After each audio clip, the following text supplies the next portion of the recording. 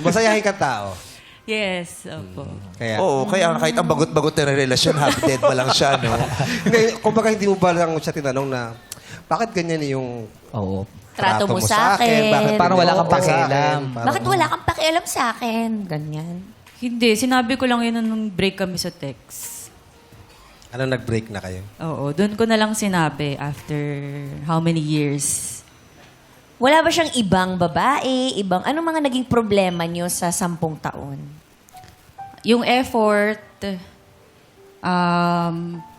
parang more on effort talaga. Hindi siya nag-e-effort sa relationship. Napapansin, nakikita, nararamdaman mo yun. Yes. Pero hindi mo sinasabi sa kanya. Hindi, Kaya tinatanggap nagpatuloy ko. lang siyang ganun.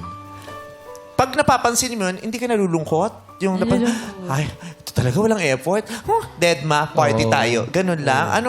Paano mo dinideal yun, yung ganung klaseng jowa? Ang hirap niya, to be honest. Kasi minsan, mag-expect ka na may date kayo or kahit ako na nga magsiset up minsan kung saan kami magde-date. Tapos, hindi niya na-appreciate. Kaya nga, paano mo yung... Anong ginagawa pag ganun? Sinasabi ko sa sarili ko na lang na parati na lang, baka pagod lang, baka... For 10 years. Paulit-ulit.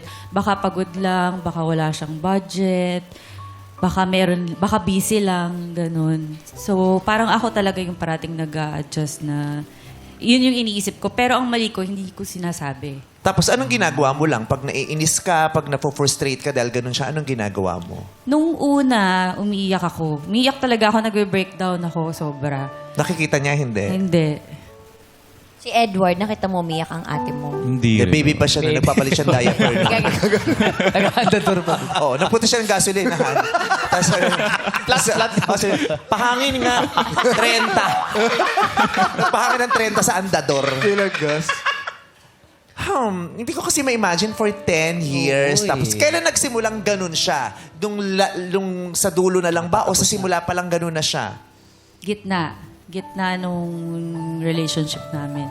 Anong simula? Hindi naman. Hindi, sweet talaga siya.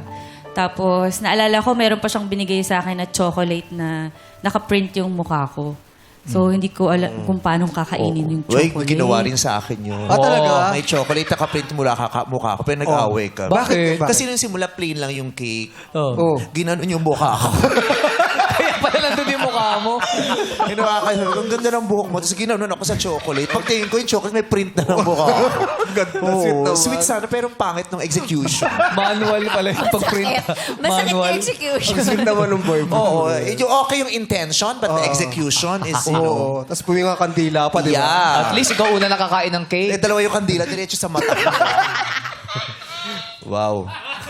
Pinakilala ka ba sa Hindi. parents? Pinakilala ka naman sa parents sa niya? family, sa friends. Yes, close naman ako dun sa mom niya, tsaka kapatid. Okay naman Baka ako yung dun sa family niya ganun din. Yung Hindi rin masyado. bagot lang. Yung, hindi, baliktad. Yung mother niya, parang naging second mom ko talaga. Naging close Lumaki, kayo. oo. Naging close kami. Ang dami yung naituro sa akin sa life. So, isa yun sa reason kung bakit din ako nagstay.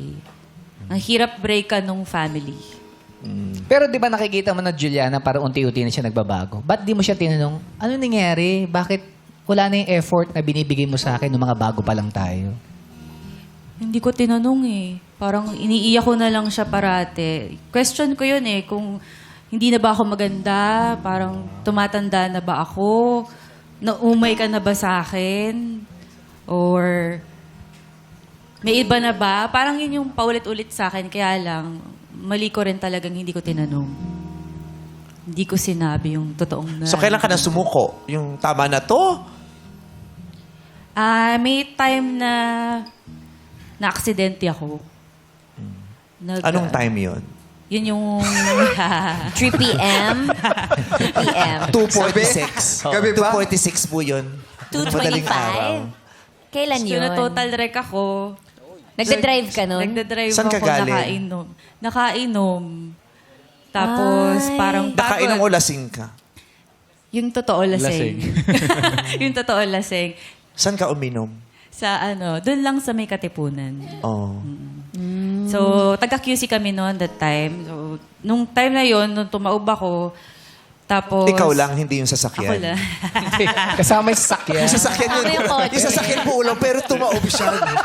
Paano nangyari yun? Astronaut. Tapos siya, yung pagkatapos sa sasakyan, ang Walang ganda pa rin, gravity. walang nigas-gas, pero siya total wreck siya. Astronaut pala.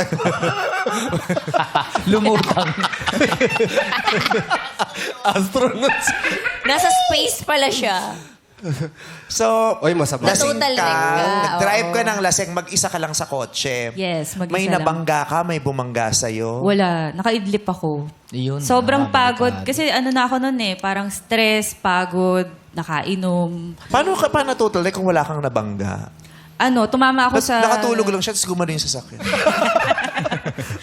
Sa gutter or Sa gutter. sa mga ano. Bumangga ka sa Mama, gutter. Sa total ka, sa total. Natot. Tapos nung... Total wreck. Sa gas Sa station. gasolinahan. Sa gas station pala Bumangga ako bumangga. sa total, ayun, total wreck ka. So kung sa Caltex wreck ka lang, gano'n. Petron wreck. Oh, baka magpadala ng gas. Mahal pa naman.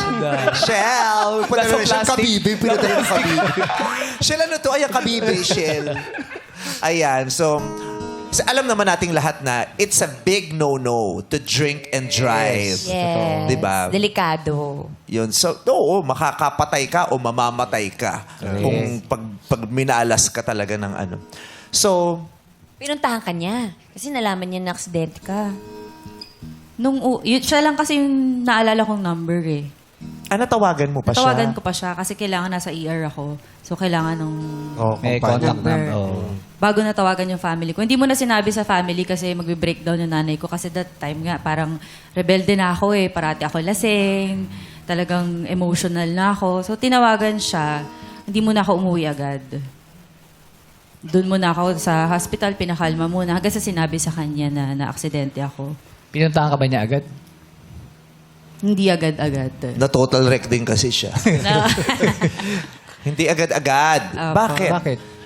Yung jowa mo na aksidente, hindi mo Oo, puntahan agad-agad? Hindi ko rin maalala kasi talagang wala akong sa sarili noon. Hindi, after, nung napag-usapan nung nyo? after na. Yun na yung nagbago sa akin. Dami kong na-realize na ba't ko ginagawa sa sarili ko to. Na bakit ako nagsisettle dito sa relationship. Alam ko na-hurt ko rin siya at the same time yung family ko. Tapos na-open yung mind ko noon na love, may nagmamahal naman sa akin eh. Nandyan yung siya, yung kapatid ko, si mother, and yung kuya ko. Kaya doon ako nagbago. Kinat ko na rin. Ang hirap.